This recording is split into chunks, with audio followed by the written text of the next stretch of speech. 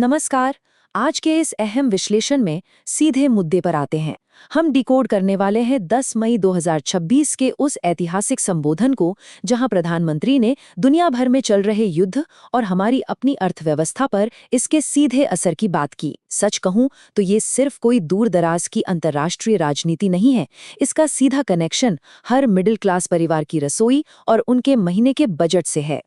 अब पहली नजर में ये बड़ा अजीब लग सकता है ना कि 7 समंदर पार कोई युद्ध चल रहा है तो उसका असर हमारे पड़ोस की सोने की दुकान पर कैसे पड़ सकता है। लेकिन सच्चाई कुछ और ही है। आजकल अंतर्राष्ट्रीय तनाव सिर्फ सरहदों तक सीमित नहीं रहते, वे सीधे तौर पर रोजमर्रा के घरेलू फैसलों, खरीदारी के तरीकों और हमारी आर्थिक सुरक्षा पर वार कर रहे हैं। तो आज के इस विश्लेषण का जो ढांचा है वो इन 5 मुख्य बातों पर टिका है। हम देखेंगे कि कैसे ये ग्लोबल टेंशन हमारे लोकल लेवल पर असर डाल रही है। पहला, ग्लोबल तेल संकट। दूसरा, रोजाना ईंधन की बचत। तीसरा, विदेशी मुद्रा की सुरक्षा। चौथा, खाने और खेती के तरीकों में बदलाव। और पांचवा, एक आत्मनिर्भर भविष्य की ओर कदम। चलिए सबसे पहले पॉइंट से शुरू करते हैं, ग्लोबल तेल संकट और इसके डोमिनो इफेक्ट को समझना। ये देखना बहुत ज़रूरी है कि आखिर इन इमरजेंसी अपीलों की असली वजह कहाँ छुपी है। असल में दुनिया इस वक्त एक बहुत ही खतरनाक डोमिनो इफेक्ट से गुजर रही है। पश्चिमी एशिया में जो भीषण संघर्ष चल रहा है ना, उसने अंतर्राष्ट्रीय तेल बाजारों में सच में हाहाकार मचा दिया है। इसका सीधा नतीजा क्या हुआ? कच्चे तेल की कीमतों में बेतहाशा उछाल आ गया। इस उछाल ने पूरी दुनिया की सप्लाई चेन की कमर तोड़कर रख दी है, और यही वो पूरी चेन है जो भारत के संसाधनों और आम नागरिकों की आर्थिक स्थिरता पर बहुत भारी दबाव बना रही है। अब आते हैं दूसरे अहम हिस्से पर, रोजाना ईंधन की बचत में आम यात्रियों की क्या भूमिका है। इस आर्थिक दबाव को कम करने के लिए हर घर को थोड़ी जिम्मेदारी उठानी होगी। देखिए, इस संकट की घड़ी में रोजाना इस्तेमाल होने वाले ईंधन को बचाना सिर्फ अपने पैसे बचाने का तरीका नहीं रह गया है, बल्कि ये देश की स्थिरता के लिए एक बहुत बड़ा हथियार है। एकदम साफ शब्दों में अपील की गई है कि बेवजह गाड़ियां ना निकालें, अपनी यात्रा की प्लानिंग थोड़ी समझदारी से करें ताकि पेट्रोल और डीजल की एक एक बूंद को बर्बाद होने से रोका जा सके।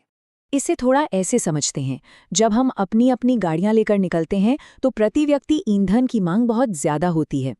इसकी जगह समय की मांग ये है कि मेट्रो, बस, रेलवे या शेयरिंग का इस्तेमाल किया जाए। अगर सामूहिक रूप से पब्लिक ट्रांसपोर्ट का इस्तेमाल शुरू हो जाए तो जरा सोचिए, पूरे देश में ईंधन की खपत को रातों रात कितना कम किया जा सकता है। ये सच में एक गेम चेंजर साबित हो सकता है। और इसी कड़ी में कोविड के दौरान अपनाई गई उन अच्छी आदतों को वापस लाने की बात की गई है, जिन्होंने उस मुश्किल वक्त में बड़ी मदद की थी। याद है ना? जैसे कारपूलिंग करना, जहां तक हो सके वर्क फ्रॉम होम करना और वर्चुअल मीटिंग्स करना। घर और ऑफिस के ये छोटे छोटे कदम रोजाना के ईंधन संसाधनों पर से करोड़ों लीटर का दबाव झटके में कम कर सकते हैं। अब बढ़ते हैं तीसरे पॉइंट की तरफ, विदेशी मुद्रा की सुरक्षा, जिसमें यात्रा और फाइनेंस की बात आती है। क्योंकि खतरा सिर्फ पेट्रोल डीजल तक सीमित नहीं है, बल्कि देश के अनमोल विदेशी मुद्रा भंडार पर भी मंडरा रहा है। इस स्लाइड को देखकर हम इस खतरे को अच्छे से समझ सकते हैं। देश की विदेशी मुद्रा का एक बहुत बड़ा हिस्सा कुछ गिनी चुनी चीज़ों को मंगाने में ही खर्च हो जाता है।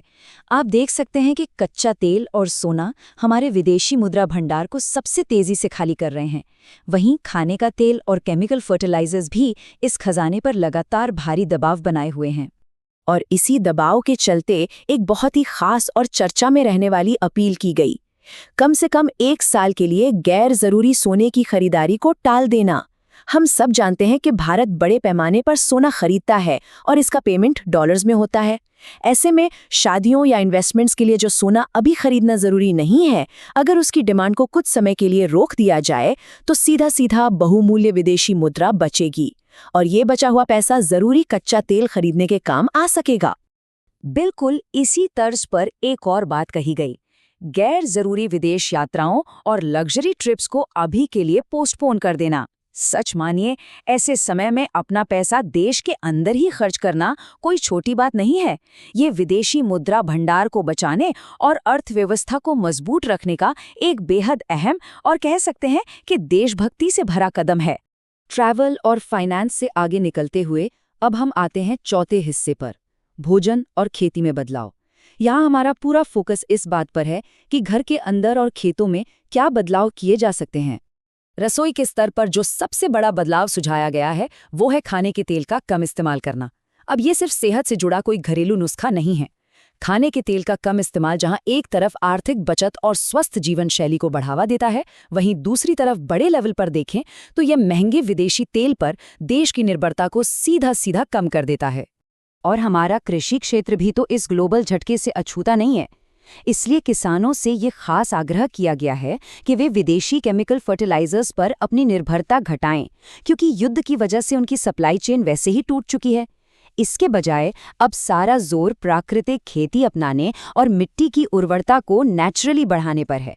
यही वो रास्ता है जो भविष्य के लिए हमें सुरक्षित और आत्मनिर्भर बनाएगा। अब हम आ गए हैं अपने 5वें और आखिरी हिस्से पर, एक आत्मनिर्भर भविष्य और उसके लॉन्ग टर्म सॉल्यूशन। जाहिर है ये चर्चा सिर्फ आज के संकट से बचने के लिए नहीं है, बल्कि आने वाले कल की नींव को लोहे जैसा मजबूत बनाने के लिए भी है। विदेशी ईंधन पर जो ये निर्भरता है ना, इसे हमेशा के लिए खत्म करने का एक ही पक्का इलाज है, क्लीन एनर्जी को तेजी से अपनाना। चाहे वो इलेक्ट्रिक व्हीकल्स यानी ईवी का इस्तेमाल हो, खेतों में सिंचाई के लिए सोलर पंप लगाना हो, या फिर रिन्यूएबल एनर्जी का विस्तार करना हो। सच कहूं तो यही वो लंबी रेस का घोड़ा है, यही वो ढाल है जो भारत को ऊर्जा के मामले में पूरी तरह आजाद कर देगी। अगर इस पूरे विश्लेषण को एक लाइन में समेटना हो तो इसका मूल संदेश एकदम साफ है। देश के आम नागरिकों की समझदारी और जिम्मेदारी ही हमारी सबसे बड़ी आर्थिक ढाल है। चाहे बात थोड़ा पेट्रोल बचाने की हो, कुछ समय के लिए सोना ना खरीदने की हो, या प्राकृतिक खेती की तरफ मुड़ने की हो। अकेले देखने पर ये बहुत छोटे कदम लग सकते हैं, लेकिन जरा सोचिए, जब करोड़ों परिवार एक साथ इन्हें अपनाते हैं तो ये सामूहिक ताकत दुनिया के किसी भी बड़े संकट को आसानी से मात दे सकती है। तो जैसे जैसे हम इस विश्लेषण के अंत पर पहुंचते हैं, हमारे सामने एक बहुत ही गहरा सवाल रह जाता है।